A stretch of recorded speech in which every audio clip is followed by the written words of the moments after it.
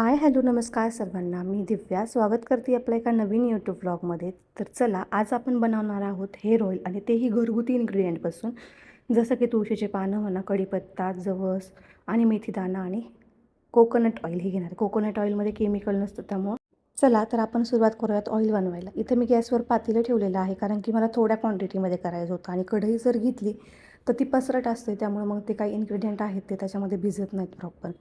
चला तर इन्ग्रेडियंटचे बेनिफिट बघूयात आपण. मेथीदाणा जर आपण यूज केला तर त्याच्यातून हेअरफॉल रिड्यूस होतो, हेअर ग्रोथ होते, डॅन्ड्रफ जो आहे तो पण कमी होतो, हेअर शाईन करतात. त्यानंतरचा इन्ग्रेडियंट आहे कढीपत्त्याचे पानं. कढीपत्ता जो आहे ते व्हाईट जे केस झालेले आहेत ते होण्यापासून वाचवत असतं आपल्याला. डॅन्ड्रफसाठी पण ते उपयुक्त आहे. हेअर्समध्ये जादा शाईन करतं ते आणि हेअर्स वाढवण्यासाठी मदत करतं आपल्याला. तुळशीचे पानं जे आहेत ते काय करतात, आपल्याला हेअर्स जे पातळ असतील ते दाट होण्यास मदत होते, व्हाईट हेअर्स होऊन देत नाही ते. त्यानंतर आपण जवस घेतलेले आहे. जवस हेअर ग्रोथ वाढवतं आपल्या हेअर्सची. त्यानंतर शाईन करतात, हेअरफॉल पण स्टॉप होतो आणि डॅन्ड्रफ जो आहे तो आपल्याला कमी होण्यास मदत होते. आणि जर जवस टाकले तर आपल्याला व्हिटॅमिन ई पण भेटतं त्यामधून. भरपूर जण जास्वंदीचे पानं, फुलं वगैरे पण टाकतात. ॲलोवेरा पण टाकतात. ॲलोवेरा खूप जास्त इफेक्टिव्ह आहे, कारण की त्यामधून आपल्याला व्हिटॅमिन ए, सी, ई हे सगळे काही व्हिटॅमिन्स आपल्याला त्यातून भेटत असतात. तर इथे आपलं तेल जे आहे ते कडक होत आहे. कडक गरम करायचं आहे आपल्याला तेल चांगलं. कमी गॅसवर करा, जेणेकरून त्याचा वास जो आहे तो चेंज होणार नाही आहे आपला. आणि तुम्ही नाही का त्यामध्ये कांदा पण यूज केला जातो, पण कांद्याने खूप जास्त वास येतो त्याचा आणि काही काहींना कांदा सूट पण होत नाही. सो त्यामुळं आपण ते स्किप केलेलं आहे. आणि मी ना एकदा कांदा पण टाकून तेल बनवलं होतं, पण माझे हेअरफॉल जास्त व्हायला लागला, त्यामुळे मी ते स्किप केलं, कारण मला ते सूटच झालेलं नाही आहे. त्यामुळे तुम्ही ॲलोवेरा जे आहे त्याचे साल काढायचे नाही आहे, फक्त छोट्याशा पीसेसमध्ये कट करून ते टाकायचं आहे. तर चला, आपलं गरम तेल झालेलं आहे, त्यामध्ये मी मेथी दाणं टाकलेले आहेत.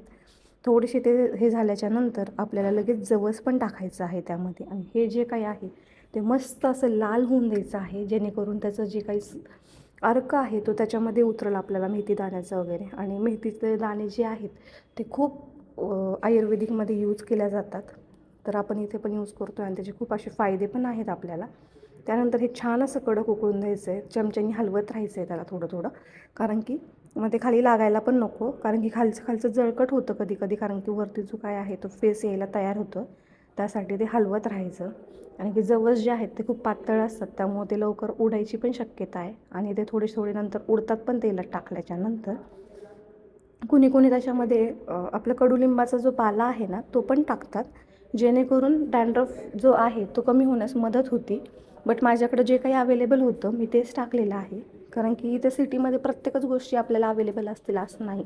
जास्वंदीचे पानं, फुलं पण मला अवेलेबल नव्हते, तर मग म्हटलं जाऊ द्यात, आपण हे ट्राय करून बघूयात ह्या टायमिंगला, कारण की प्रत्येक टायमिंगला तर आपण हेच टाकतो आहे. पण विदाऊट जास्वंदीचे पानं आणि फुलं यूज करता पण बघूयात आपण, आपल्याला काय वाटतं बाबा, काही चेंज आहे का त्यामध्ये. सो हे जे काही तेल आहे त्याचा कलर पूर्ण चेंज होऊन द्यायचा आहे. त्यानंतर मी तुम्हाला कढीपत्ता टाकलेला दिसत असेल, त्याच्यानंतर तुळशीचे पानं पण टाकून द्यायचे आहेत आपल्याला. आणि ते पूर्ण चांगले कडकडीत तळून घ्यायचे आहेत त्याच्यामध्ये, आणि ते हलवत राहायचं आहे. कमी गॅसवर थोडंसं करायचं आहे, जेणेकरून आपलं तेल जळणार नाही, कारण की हे सगळं टाकल्याच्यानंतर पटकन असं तेल जळतं. हे थोडं मिक्स करत राहिलं तर तेल काही आपलं लवकर जळत नाही. जे काही आपल्याला पाहिजे आहे ते सगळं सत्व त्याच्यामध्ये जात असतं. कमी गॅसवर हळूहळू हलवत राहा तुम्ही, जेणेकरून ते खाली डागणार नाही वगैरे. आणि बघू शकता पूर्ण फेस होतो आहे त्या तेलाचा. आणि मी कंटिन्युअसली हलवत आहे, कारण की ते जळायला नको. जळालं तर त्याचा खूप विचित्र असा फ्रेग्रन्स येतो आणि ते लावूशी पण वाटत नाही. तर तुम्ही म्हणता हे तेल जर केलं तर मग आपण लावायचं कसं. तर हे जे काही तेल आहे प्रत्येक टाईमला थोडंसं कोमट असं तुम्ही करायचं आहे ते तेल, आणि आपल्या स्काल्पला लावायचं आहे फक्त. ते पण कॉटन घेऊन, कारण की जर आपण हाताने मालिश केली तर ते तेल आपल्या स्काल्पला पोहोचत नाही, आपल्या नखांना वगैरे त्या हातालाच लागत असतं, त्यातच मर्ज होतं. त्यासाठी कॉटन घ्यायचं एक आहे आणि त्याने ते तुम्हाला स्काल्पला लावायचं आहे. आणि जर तुम्ही हे आठवड्यातून 2दा लावलं तर बेटर रिझल्ट भेटणार आहे तुम्हाला, कारण कमीत कमी आठवड्यातून 2दा जर तेल लावलंच तर खूप छान असा इफेक्ट जाणवतो.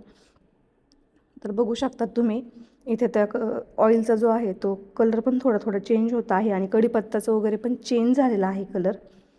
आणि जास्त वेळ थोडंसं आपल्याला हे करायचं आहे, खूप कमी वेळात नाही, कारण की ते तेल पण त्याच्यात अर्क उतरला पाहिजे त्या तेलामध्ये, कारण कढीपत्ता ते आहे. त्याच्यानंतर मग आपण हे करणार आहे. हे तेल थंड होण्यासाठी मी ठेवलं होतं. त्यानंतर चाळणीने आपल्याला ते तेल गाळून घ्यायचं आहे. बघू शकता ते सगळं असं काळं लाल झालेलं आहे. एका वाटीमध्ये मी तेल गाळून घेतलेलं आहे पूर्ण. त्याचा कलर बघू शकता, येल्लोइश असा कलर झालेला आहे त्याचा. त्यानंतर ते तेल आपल्याला एका बॉटलमध्ये भरून ठेवायचं आहे, जेणेकरून ते आपल्याला जास्त दिवस स्टोर होईल.